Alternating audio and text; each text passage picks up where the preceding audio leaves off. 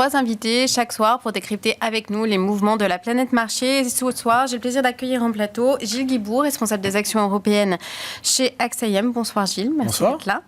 Merci également à Valérie Gastaldi, stratégiste Day by Day. Bonsoir Valérie. Bonsoir Clémence. Et enfin, merci à David Belloc, stratégiste et gérant chez Mirova. Bonsoir David. Clémence. Alors, on va commencer par le spread, le fameux spread. La France est la deuxième économie de la zone euro, mais aussi le quatrième marché obligataire mondial. C'est un des pays dont la dette est le plus détenue à l'étranger. Donc, les conséquences de la dissolution ont eu un impact immédiat sur l'OAT français et surtout sur le spread avec le Bund allemand.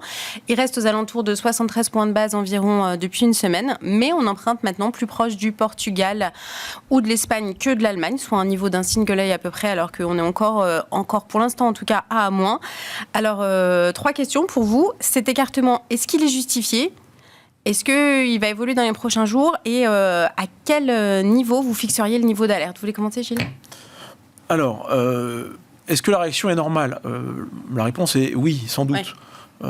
On avait déjà eu un premier downgrade récent de la part d'agences de notation sur la dette française. C'est clair que cette situation d'incertitude, elle pose des questions sur la capacité du gouvernement ou du prochain gouvernement à contenir les déficits. Et donc, très nécessairement, ça pose des questions sur l'évolution à venir de la dette. Donc, est-ce que la réaction est normale ? Oui. Où est-ce qu'on peut aller ? Là, je suis plus sur mon terrain, on va dire, mais ce que j'en comprends, c'est qu'il y a un niveau de 80 BP qui s'entraîne un peu un niveau charnière. Ouais. Jusqu'à maintenant, on ne l'a pas franchi ou franchi très subrepticement, et chaque fois qu'on s'en approche, on voit qu'on vient taper dessus.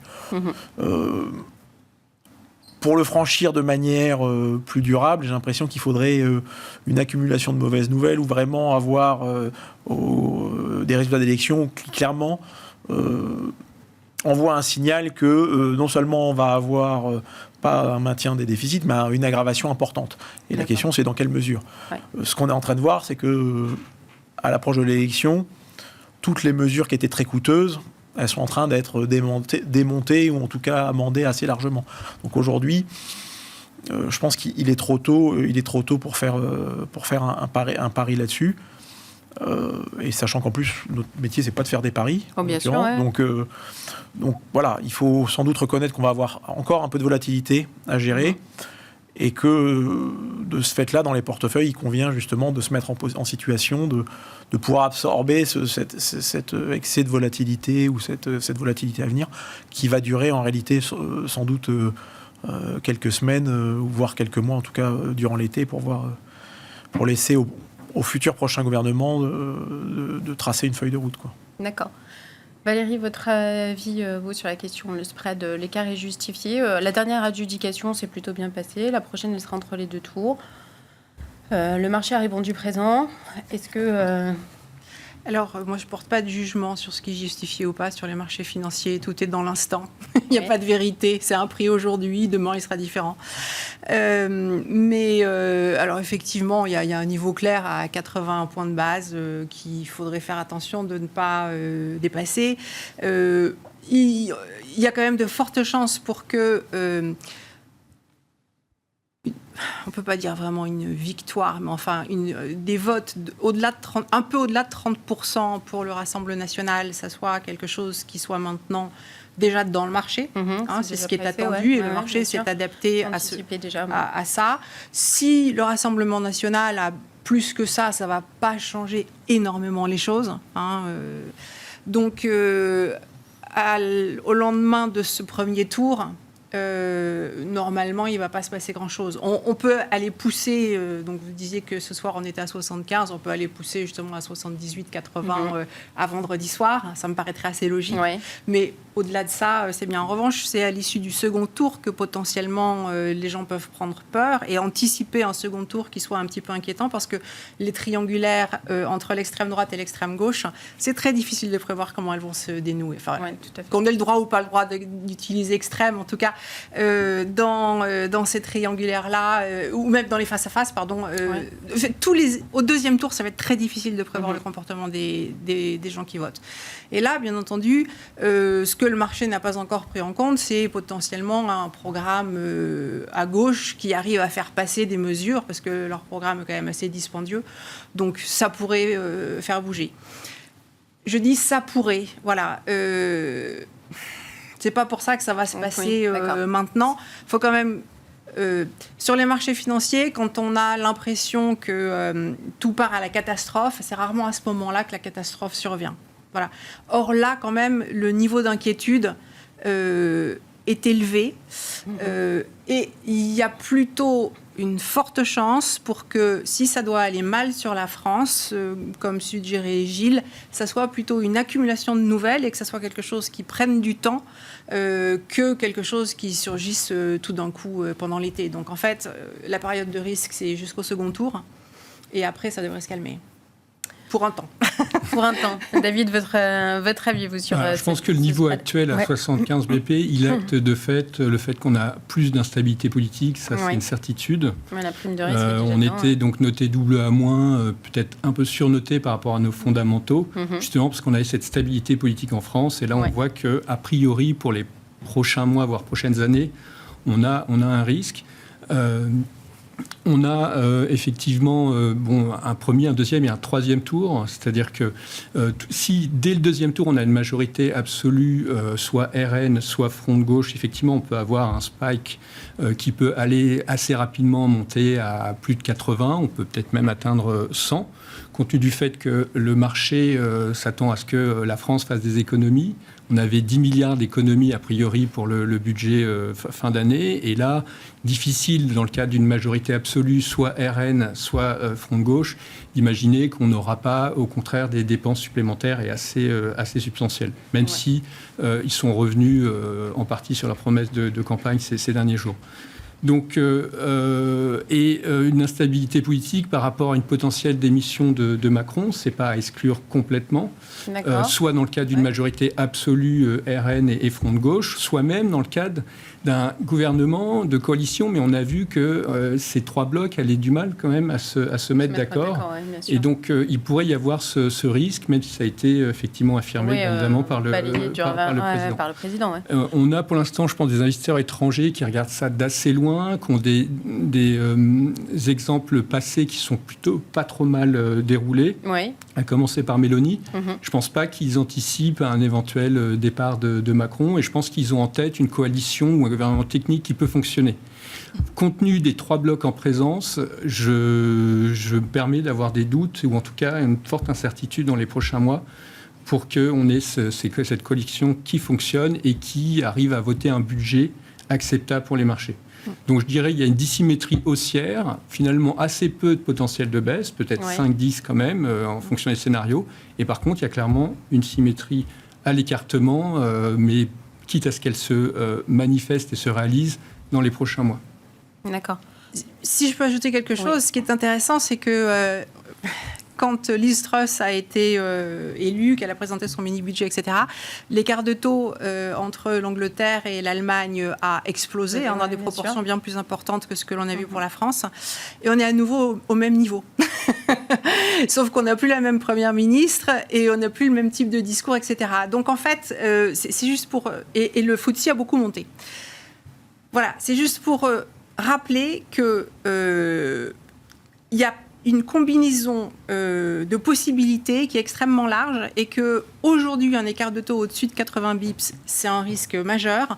Pour la France, ça déclenche quand même, c'est une grosse surprise, un gros choc. Si ça se produit plus tard, si on y va lentement, etc., ça peut avoir des conséquences un petit peu différentes, notamment sur les marchés actions du coup. D'accord. Alors, ce qui fait peur, effectivement, c'est l'accroissement du déficit public quand on voit les mesures qui sont proposées par surtout les deux partis extrêmes. Alors, ceci dit, il y a quand même des garde-fous. Alors, et déjà, il y a le principe de réalité. Alors, on a eu des précédents, on a eu Trump, on a eu Mélanie, etc. Donc, on voit que, bon, quand même, quand on gouverne, c'est un peu différent. Il y a aussi la BCE qui est là. Il y a quand même des institutions. Alors, on a la procédure pour déficit excessif. Pour l'instant, il n'y a jamais aucune sanction qui a été appliquée. Mais enfin, est-ce que c'est possible ? L'outil fragmentation. Alors, pour l'instant, la BCE a dit on ne s'en servira pas. Et puis, il y a aussi, évidemment, les marchés. Alors, les marchés, il y a la bourse qui peut sanctionner, effectivement, l'indice français. Il y a les taux. Si l'OAT explose, est-ce que tous ces garde-fous, les marchés, ne peuvent pas s'imposer comme garde-fous vis-à-vis de politiques dispendieuses Ce qu'on a pu voir dans le passé, c'est que on parle de Mélanie, mais quand on retourne un peu plus en arrière et qu'on revient en 2000, ça doit être en 2018, quand le mouvement 5 étoiles est arrivé en Italie, et on est un peu plus dans pour moi, là, ça ressemble plus à l'arrivée du mouvement 5 étoiles que l'arrivée de Mélanie. Parce qu'en réalité, Mélanie, avant d'arriver au pouvoir, avait déjà été faire acte d'allégeance chez Draghi. Et donc, elle avait déjà bien préparé les marchés sur le fait qu'elle allait rester disciplinée. Donc là, on est plus dans pour l'instant, en tout cas, donc, face à une inconnue, de savoir quelles vont être les réactions. Ce qu'on a vu, c'est que le mouvement 5 étoiles, finalement, quand il est arrivé, le principe de réalité s'est imposé. Et on l'a vu avec la Grèce, et on l'a vu avec l'Espagne. Oui, avec Tsipras et donc, Dubaï, je pense qu'effectivement, il est légitime de s'inquiéter sur la volatilité qu'on risque d'avoir et qu'on aura très certainement. Et donc la question, c'est qu'est-ce qu'on fait, quel est notre horizon d'investissement et quels sont les différents scénarios. Et si on prend un pas en arrière, on se dit, aujourd'hui dans les portefeuilles, il faut sans doute s'apprêter à encaisser un surplus de volatilité. Donc comment on fait pour gérer cette volatilité et donc éventuellement réduire quelques expositions ici ou là à ce qui peut être le plus réactif, on va dire. Mais je pense qu'il faut aussi utiliser cette volatilité pour éventuellement construire des positions sur le moyen terme, parce qu'on a quand même des points d'entrée, parce qu'on a des entreprises françaises qui sont quand même très largement globales, et en réalité qui dépendent pas complètement de ce qui se passe complètement en France. Et en Europe. Alors il y a un scénario qui serait très négatif ou plus négatif pour les entreprises françaises, c'est si effectivement demain on annonçait une hausse généralisée des salaires, puisque là on aurait effectivement une atteinte à la compétitivité de ces entreprises. Ce scénario, il existe. Ce que nous disent les sondages aujourd'hui, c'est que c'est pas le plus probable. C'est pas le plus probable. Donc ça, il faut quand même l'avoir en tête. Mais donc si on met de côté ce scénario-là, on se dit qu'aujourd'hui, finalement, on a des entreprises qui restent quand même solides, et on préfère se concentrer sur l'état du monde et l'état de l'économie, et de savoir comment on va se développer l'économie, parce qu'on a quand même, au-delà de l'élection française, un certain nombre d'incertitudes qui peuvent être liées à l'élection américaine, qui peut avoir des impacts aussi, encore plus importants en cas de mise en place de droits de douane, et qui pourraient, pour le coup, éventuellement faire dérailler la croissance mondiale de manière un peu plus importante. Donc, on est sans doute dans un moment où il convient surtout pas de jouer les matamores, de replier un peu les voiles et de se mettre dans une position, on va dire, d'attente pour traverser ce qui risque d'être une période de gros temps ou de volatilité, en revenant sur des sociétés solides ou sur des fondamentaux solides, c'est-à-dire éviter les excès de dette dans les bilans. Garder la solvabilité. Voilà. Et donc, c'est un moment où je pense qu'il faut pas hésiter à être un peu timide. Et surtout, pas essayer de jouer les matamores, parce qu'on ne sait pas exactement comment ça peut se terminer. Valérie, votre point de vue, vous ? Est-ce que les marchés peuvent servir de garde-fou, là ? Alors, je ne suis pas sûre de bien comprendre la question. Si c'est de faire pression sur la BCE, aucune chance. Faire pression sur... Non, bien sûr, pas du tout faire pression sur la BCE. Sur les gouvernements ? Oui, déjà. Le problème, c'est que c'est l'Europe. Donc, c'est vachement plus compliqué, parce que Liz Truss, la pression, elle est venue de la livre sterling. Parce que la livre sterling, elle s'est effondrée, elle a perdu 15% en 2 semaines. Nous, l'euro, il va baisser, bien entendu, si on a une élection très surprenante et qui est jugée très défavorable. Mais il y a très peu de chances pour qu'il baisse de 15%. Oui, ça, c'est vraiment sûr. très peu. Qu'il en repère de 2, oui, c'est possible. Mais donc, la pression, elle ne va pas être portée directement sur la France. Pour porter la pression sur la France, il va falloir du temps. Et justement, là où on n'a pas du tout le garde-fou qu'on a connu dans les années précédentes, et ce qui est un petit peu embêtant, c'est que les procédures pour déficit excessif, elles ont été revues, et elles ont été revues dans l'optique de pouvoir les appliquer. Oui. Et que la France pourrait bien servir d'exemple. Oui, c'est une nouvelle mouture, là. Voilà. Donc, il ne faut pas s'attendre à ce que la BCE soit tendre dans les mois qui viennent. À la fin, un de ses rôles majeurs, c'est de défendre l'euro. Donc, si l'euro est attaqué, bien sûr que là, il va falloir qu'elle remette en place des mécanismes qui lui permettent de défendre l'euro. Je ne sais pas ce qu'ils seront, si on reprendra les anciens, des nouveaux, peu importe. Mais dans un premier temps, je doute qu'elle soit tendre à l'égard de la France et qu'on ait un traitement qui nous favorise. Donc les marchés obligataires français sont quand même plutôt à éviter parce que toutes les tensions, elles vont se reporter sur les marchés obligataires français.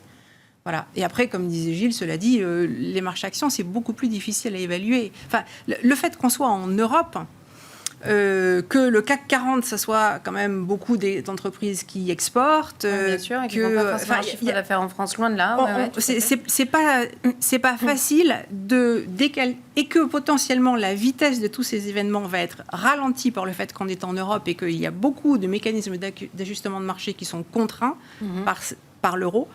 Ça veut dire que potentiellement on peut avoir des trajectoires relativement différentes entre les obligations françaises et les actions françaises, peut-être, parce que celles qui ont une activité en France importante ou celles qui pourraient être taxées, etc., ça peut être un petit peu plus compliqué encore. En tout cas, ça peut rester lourd. Moi, je ne me précipiterai pas pour acheter de l'ADP ou du Vinci tout de suite. J'attendrai un peu. Mais après, je sais pas, quand je vois Schneider, je vois pas pourquoi on pourrait pas continuer à en acheter. C'est très cher, ok. Peut-être qu'il faut attendre qu'elle baisse de 5%, mais c'est ce type de pourcentage qu'il faut surveiller. Elle va pas nous donner grand-chose. Schneider, c'est notre Nvidia, hein, c'est ce qu'on fait de mieux dans la tendance haussière en France. Alors c'est très modeste, mais bon voilà, c'est ce qu'on a.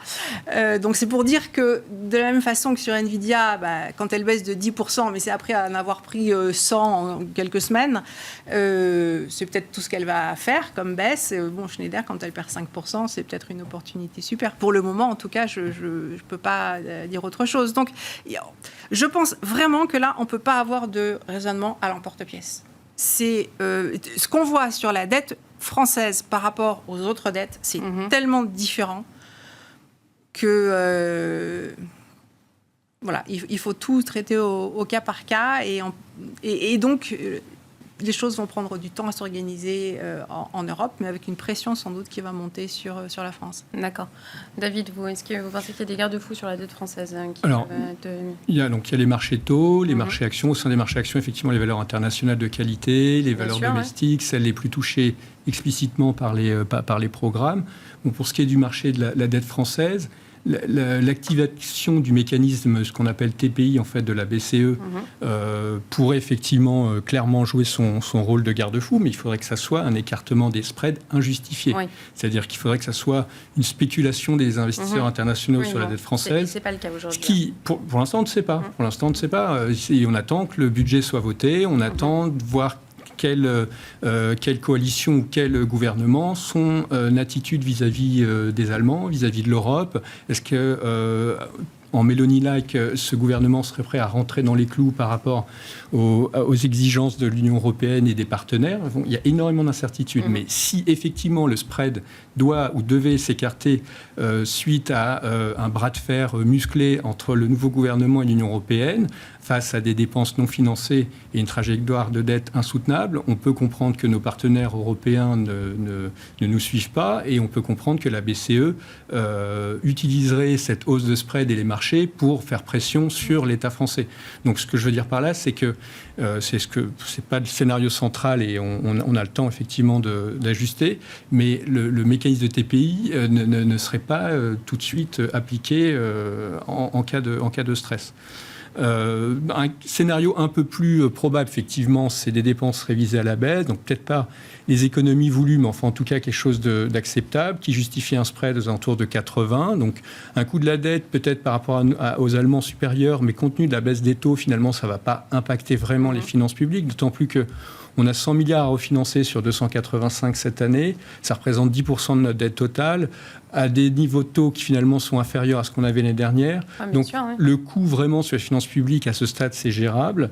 On a donc effectivement des partis qui sont peut-être à cœur de montrer leur respectabilité vis-à-vis des milieux d'affaires et des marchés. Donc on a aussi ce scénario central qui peut se mettre en place. Alors après... Pour ce qui est des actions, on a des actions internationales de très bonne qualité. Il a été cité Schneider, on en a un certain nombre qui, là, je pense, effectivement, ont très peu de chiffre d'affaires en France. Le CAC 40, c'est 15% de chiffre d'affaires en France. Donc, on a une croissance mondiale qui est très solide encore, malgré le soft landing aux États-Unis. On a quelque chose de très solide. on a des baisses de banque centrale à attendre, un mouvement des inflations, un mix croissance-inflation qui est favorable au marché actions. Et donc ça peut être effectivement des très bons supports en achetant un peu plus bas ces actions dans le cas d'un repli post-élection. D'accord. Du coup, il y a des opportunités d'investissement à faire. Pour ce qui est des titres vraiment domestiques liés à la hausse des taux, typiquement ceux qui ont souffert en bourse, banque, assurance, utilities, immobilier. Là, effectivement, quid de l'OAT et du coût de financement, mais pour l'instant, la baisse est justifiée. Et pour ce qui est des secteurs comme les médias qui sont directement impactés par d'éventuelles réformes, donc en l'occurrence le RN et la privatisation du secteur public, là, effectivement, je pense qu'il faut se tenir à l'écart dans un premier temps. D'accord. Okay. Donc, voilà, le maître mot, c'est incertitude, prudence. Les choses peuvent se faire en plusieurs temps. Mais voilà, si effectivement il y a des opportunités sur les valeurs de croissance, qualité, faible exposition France, c'est évident qu'il faut y aller. Et le pire n'est jamais certain. Et donc, on a aussi un scénario où on stabilise à 75-80 bips sur le spread qui peut être gérable à terme. Gilles, vous voyez des opportunités, vous, en Europe en ce moment, du coup? Parce que je pense que les multiples sont moins élevés qu'aux États-Unis. Aujourd'hui, quand on regarde le marché européen, il est revenu sur des multiples qui sont proches des multiples de long terme. Donc, de manière agrégée, il n'y a pas d'opportunité évidente. En réalité, quand on regarde un peu plus en profondeur, on s'aperçoit qu'il y a une partie de la cote qui sont ces valeurs de qualité internationales qui traitent avec une prime qui est quand même assez marquée. Alors, pour des bonnes raisons, parce qu'on regarde, en fait, c'est des sociétés qui, depuis plusieurs années, ont accumulé une surcroissance par rapport à tout le reste. Et donc, la seule chose, sur laquelle il faut être attentif, c'est de s'assurer qu'il y ait une continuité de cette croissance. Et c'est pour ça que, je disais précédemment, ce qu'on va regarder, c'est plutôt ce qui va se passer à l'issue des élections américaines pour s'assurer que cette croissance, elle est toujours là. Parce que, en réalité, ces primes accumulées, elles sont le reflet aussi d'un positionnement d'investisseurs qui est très consensuel, ce qui fait que si on devait avoir une déception sur ces valeurs-là, il y aurait sans doute un potentiel de baisse qui serait important, parce qu'on est assez loin des moyennes de long terme, donc ça peut être entre 10 et 20%. Mais c'est vrai, sur un horizon court terme, mais c'est vrai qu'au-delà de ça, c'est des valeurs qui peuvent rester intéressantes pour des investisseurs qui réfléchissent plutôt à 5 ou 10 ans. À côté de ça, il y a tout un pan de la cote dans lequel on va retrouver des défensives qui traitent plutôt en dessous des valeurs de long terme. On regardait récemment, on a eu un certain nombre de valeurs de la santé. Alors si on exclut Novo Nordisk, quand on regarde les Sanofi, dans les biens de consommation durable, on prend un Unilever, un Danone, on est revenu sous les moyennes de long terme, alors même que c'est des sociétés qui, certes, ont revu leur niveau de rentabilité, elles ont fait donc elles ont rebasé un peu les attentes, mais on est plutôt, maintenant qu'elles ont rebasé les attentes, dans un scénario où elles sont en train de retravailler leur algorithme de croissance et elles retrouvent un peu de croissance. D'accord. Et donc on a eu l'occasion de rencontrer ces dernières semaines plusieurs de ces sociétés-là. Il y avait Danone qui faisait son capital market day la semaine dernière. C'est pas des messages qui sont, on va dire, il n'y a pas de quoi s'enthousiasmer. Oui. Parce que c'est des croissances à 3-5%. Oui. Mais une croissance à 3-5% en chiffre d'affaires qui conduit à avoir des croissances de rentabilité, de profitabilité, on va dire plutôt entre 7 et 10%, avec un dividende à 3,5%. Vous traitez sous les moyennes de long terme. C'est exactement ce que j'exprimais précédemment, c'est dire, compte tenu de la nature de ces business qui sont en réalité assez peu volatiles, je trouve que c'est des bonnes positions d'attente et où on a plutôt une asymétrie à la hausse qu'à la baisse. Et donc, on a moyen de se cacher. Si on regarde les réseaux électriques, ça n'a pas fait grand-chose cette année, alors qu'aujourd'hui, on parle tous de transition énergétique et on n'aura pas le choix, parce qu'en plus, à mesure qu'on rajoute de l'intermittence dans les réseaux, il faut renforcer les réseaux électriques. Les réseaux électriques, vous avez des actifs qui sont régulés, qui intègrent dans leur modèle de rémunération, que ce soit l'inflation, que ce soit le coût de la dette. Et on a des actifs, là encore, qui se traitent en dessous des valorisations de long terme. Donc, c'est des valeurs et qui vont payer des dividendes à 5%. Donc, encore une fois, c'est pas forcément aller chercher le rendement le plus élevé, mais le rendement, on va dire, le plus probable et le plus stable et le plus sûr. Surtout en ce moment. Valérie, vous voulez revenir sur des actions, enfin des secteurs, des valeurs qui, selon vous, présentent une opportunité? On parlait de Schneider Electric, mais... Je trouve que moi je préfère, pour choisir les valeurs, attendre la fin de ces élections. D'accord. Parce que les ajustements sectoriels, je trouve, ils sont pas clairs du tout. Je suis tout à fait d'accord. Il y a des choses qui s'améliorent. Unilever, c'est beaucoup mieux. Danone, elle surprend. Non, ça fait pas forcément rêver, mais... Voilà. Alors voilà. Donc, en fait, quand on se porte, si le marché se porte vers des trucs qui font du plus 3, plus 5 de croissance, c'est qu'ailleurs, il a plus d'opportunités. Donc, ça veut dire qu'on est dans un environnement global qui est quand même extrêmement détérioré. Et ça veut dire que la construction totale du portefeuille, il faut la revoir. Pour moi, pour que l'alimentation se repasse en surperformance. Elle est toujours en sous-performance, le secteur alimentaire. C'est pas les biens de consommation non cycliques, pareil, c'est pas super sexy si on les regarde en agrégat par rapport aux indices. Mais ça peut être une position d'attente du fait de l'incertitude. Et pour protéger la baisse, en fait. Pendant quelques semaines. Pour quelques semaines ou quelques mois. En attendant parce que l'incertitude, elle va pas s'arrêter l'été. Elle va pas s'arrêter au soir du deuxième tour. C'est vrai que si c'est le RN, on a déjà prévu le deuxième temps. En fait, quel que soit finalement le parti au pouvoir, c'est quand même le budget 2025 qui va être le juge de paix, non ?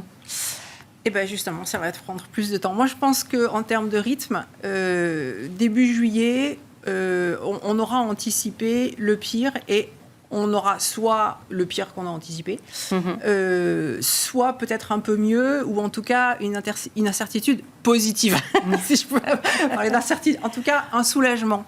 Et que c'est uniquement après la rentrée parlementaire et après un certain nombre de tentatives de négociations, etc., déjà il va falloir former le gouvernement. Rien que ça, on ne sait pas quand est-ce qu'il va arriver ce gouvernement.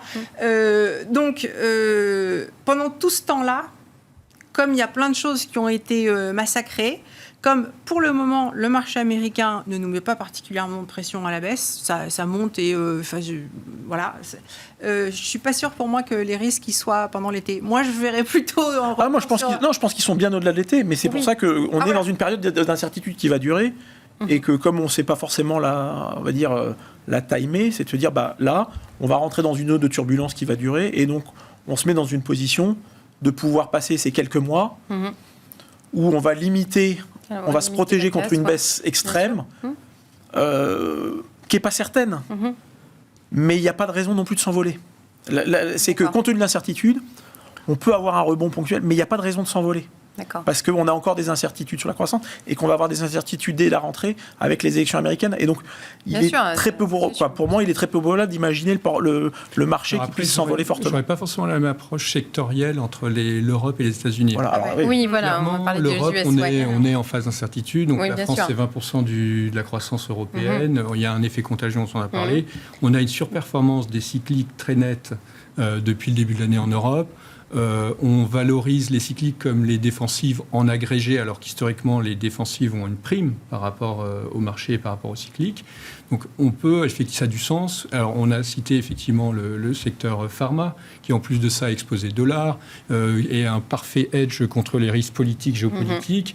On a en plus quelques histoires, effectivement, avec davantage de croissance anticipée ou un pipeline intéressant.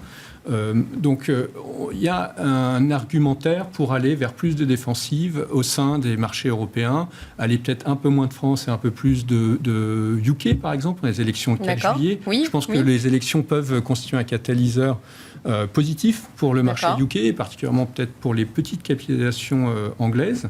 On a une situation croissance qui s'améliore, on a une désinflation, une banque centrale qui va bientôt baisser ses taux. Plus de visibilité, et contrairement là, pour le coup aux propositions françaises, que ça soit travailliste ou conservateur, la même idée de vouloir financer la croissance long terme et le potentiel de croissance avec des dépenses d'infrastructure, chose quand même qui nous manque cruellement en France, en tout cas au vu des propositions. Donc je pense qu'il y a un call UK, particulièrement petite capitalisation, mais je serais plus méfiant sur les cycliques classiques. Après, tout dépend de la violence du mouvement de baisse potentielle post-élection sur ces secteurs cycliques et sur ces bancaires. On a des bancaires qui ont un très fort dividende, des valos quand même attractives. Elles ont corrigé par rapport à leur plus haut. Ça peut à nouveau constituer un point d'entrée si on a 5-10% de baisse supplémentaire.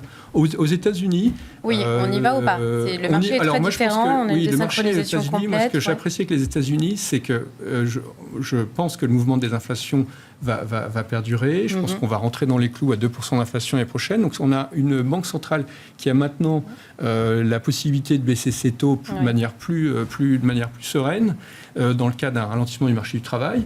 Ce qu'on commence à percevoir, même si le marché du travail reste équilibré, on a autant de demandeurs d'emploi que d'offres vacantes, on a globalement, je trouve, un marché américain qui croît à son potentiel et on peut avoir un élargissement du leadership. On reste long technologie, on reste long, bien évidemment, thématique intelligence artificielle, mais je pense qu'il y a un rattrapage possible aux États-Unis via des secteurs cycliques, via éventuellement des petites capitulations là aussi en cas de victoire Trump, qui serait moins impacté par les tarifs.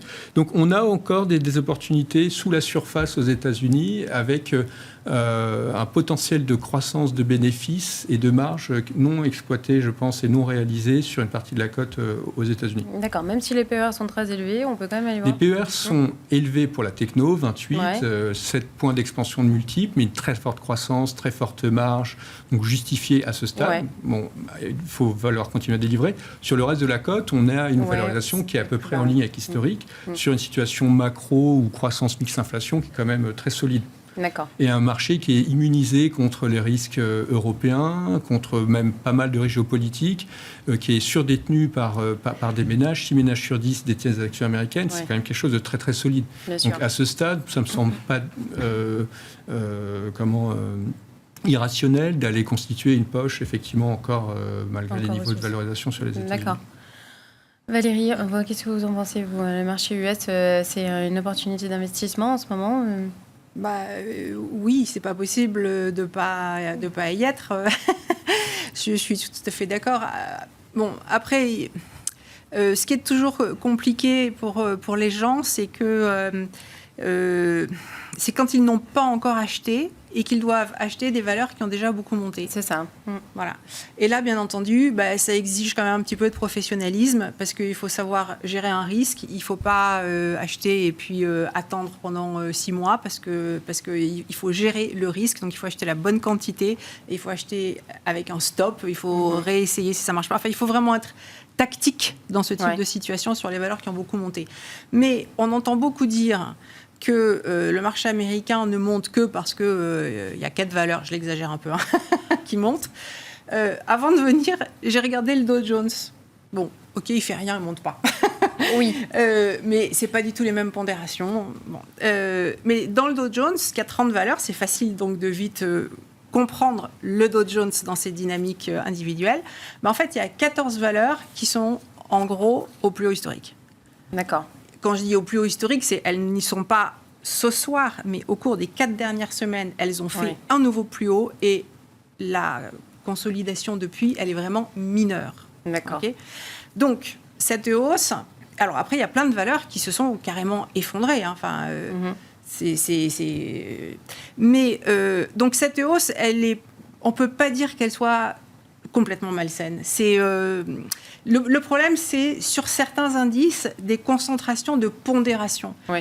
Mais après, ça, justement, dans la gestion, en fait, personne n'a le portefeuille indiciel, quoi. Enfin, normalement, un gérant, il ne refait pas le portefeuille indiciel. Si on veut avoir le portefeuille indiciel, on prend un ETF. Bien sûr, oui. Et là, il faut avoir une gestion, à nouveau, beaucoup plus tactique. Mais si on gère un peu plus correctement son choix de valeur, je ne pense pas que ce marché, pour le moment, soit particulièrement dangereux. D'accord. Je pense qu'il faut en avoir, Gilles, votre avis sur le marché US Alors, je regarde ça d'un peu plus loin. Je regarde ça d'un peu plus loin. Maintenant, ce que je note, c'est que il y a une valeur dont tout le monde parle. Oui, bien sûr. C'est Nvidia. Et que quand je regarde les oscillations qu'on a maintenant de manière quotidienne, avec des variations qui sont assez fortes, et que je vois effectivement cette dimension retail qui est aussi importante y compris sur la participation à la hausse, ça m'inspire quand même un peu de prudence. Oui. Moi, j'ai commencé à travailler en 97-98 sur les marchés actions. Je me souviens bien de la partie 2000. Et quand on voit ces mouvements, quand je regarde les variations quotidiennes de Nvidia, j'ai quand même l'impression qu'on est plus proche de la fin que du début. D'accord. Après, une fois qu'on a dit ça, il faut être très prudent. Parce que ça peut durer longtemps la fin. Oui, c'est ça, exactement. Et donc, vouloir être dehors avant tout le monde, c'est se tromper. Mais néanmoins, à minima, pour moi, encore une fois, ça incite un peu de prudence. Oui. Ça incite un peu de prudence. Et on voit que, même si c'est pas complètement parfait, quand on regarde ce qu'a fait le succès d'NVIDIA, oui, ils ont monté les volumes, mais ils ont surtout monté les prix. On regarde l'évolution de la marge brute d'NVIDIA, c'est phénoménal. Aujourd'hui, ils ont des marges brutes qui sont supérieures à ce qu'on peut avoir dans le luxe. Oui, non, quasiment. mais bien sûr, ils sont en situation de quasi-monopole, ils ont précisé. Mais on voit que derrière, on voit que derrière, c'est en train de s'organiser. Alors, on n'y est pas encore, oui. Mais des AMD, des Micron qui essayent d'apporter des solutions. Donc, voilà, je ne sais pas combien de temps ça peut durer. On va dire que, pour l'instant, je suis assez content de ne pas être confronté à ça au quotidien. Parce qu'effectivement, pour un gérant américain, ça ne va pas être facile de gérer ça en portefeuille comme position. Parce que si on n'en a pas, on a tout perdu. Et en même temps, ça peut se retourner assez vite. Donc, voilà, oui. C'est toujours la question assez difficile à gérer. Alors, on va passer à notre dernière question. Qu'attendre cet été sur les marchés ? On en a un peu parlé, mais alors, à quels indicateurs vous allez être attentifs pour surveiller le marché dans les prochains mois là ? Alors, si on met de côté là, les 2 prochaines semaines, ensuite, on aura le résultat. Qu'est-ce que vous allez regarder et surveiller de près ? Nous, au sein de l'équipe, on gère surtout des fonds actions où on fait de la sélection de titres. Et donc, on va arriver en période de résultats. Donc, ce qu'on va regarder, c'est les résultats d'entreprise. Et c'est ça qu'on va scruter à la loupe parce qu'on avait quand même des attentes de rebond de l'économie. On avait eu des bonnes surprises à l'issue des premiers trimestres. Bien sûr. On avait eu une inflexion positive sur les perspectives de résultats sur l'année, où on avait eu une révision à la hausse.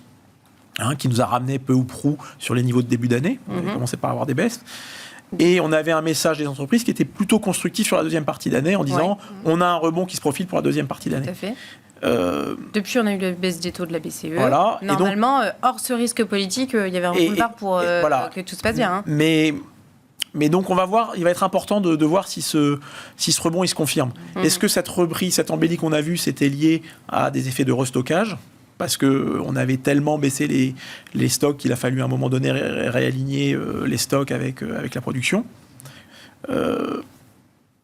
Du coup, est-ce qu'on va avoir, est-ce qu'on a eu un effet, on va dire, one-off, comme on dit, à l'issue au premier trimestre ? Est-ce que c'est quelque chose qui perdure ? Et donc, on va vraiment regarder les messages sur le deuxième trimestre, d'autant que si on veut être un peu prudent, on voit que la consommation américaine, qui est un moteur essentiel, qui est un élément essentiel de la croissance américaine, c'est 66% du PIB américain qui vient de la consommation, on voit que la consommation américaine, alors on se rassure en disant les très riches continuent à consommer, oui très bien ils continuent, mais les plus pauvres... il y a un effet de masse quand même qu'il faut... Et en fait cet effet de masse il s'élargit, c'est-à-dire qu'avant on parlait effectivement des premiers prix, maintenant on s'aperçoit que, y compris Starbucks, a fait des annonces que ça commence à ralentir. D'accord. Donc en fait, la partie la plus basse, ça a tendance à percoler vers le haut. D'accord. Donc je pense que ça va être intéressant de regarder les dynamiques de consommation, surtout sur la consommation discrétionnaire aux États-Unis, parce que c'est un élément essentiel de la croissance américaine. Ok, très bien. Valérie, ce que vous allez surveiller vous sur les marchés dans les mois à venir là ? Bon, moi, je surveille avant tout les prix pour avoir des signaux, parce que le reste, je trouve que c'est pas un élément qui permet de solutionner une équation. Oui, non, mais bien sûr, oui. Avec des tonnes d'inconnus. Au moins, sur les prix, il y a un seul truc à surveiller. Mais si on fait abstraction de ça, pour moi, une fois évacué le risque immédiat des élections françaises, et avant d'envisager des élections anglaises qui peut-être ne nous concernent pas trop, enfin bon, je pense qu'on va se remettre à penser à l'inflation américaine, parce que c'est quand même le gros point d'interrogation, c'est est-ce que vraiment la Fed va baisser ses taux ou pas, baisser ses taux en 2025 est-ce que cette inflation en prend le rythme ? Parce que sinon, les marchés vont se mettre à anticiper, à repousser à nouveau ces baisses de taux. Donc ça, c'est le premier truc. Et puis, ça c'est ce qui va peut-être nous faire passer l'été. Puis après, on va penser uniquement aux élections américaines. Alors, est-ce qu'il va y avoir des promesses qui vont avoir des influences économiques majeures ou pas ? C'est pas sûr. Mais enfin, pour moi, donc on va surtout rester centré, je pense. Pour moi, le vrai risque, il est sur l'économie américaine et l'évolution de l'inflation. D'accord, l'inflation américaine. David, vous, qu'est-ce que vous allez surveiller là, dans les mois à venir? Alors, donc, on a un premier débat le 27 juin entre Trump et Biden. Oui, bien sûr. On a une potentielle incarcération de Trump mi-juillet. C'est vrai. Non, mais, c'est vrai. Sociaux, je pense que c'est quand même à avoir en tête.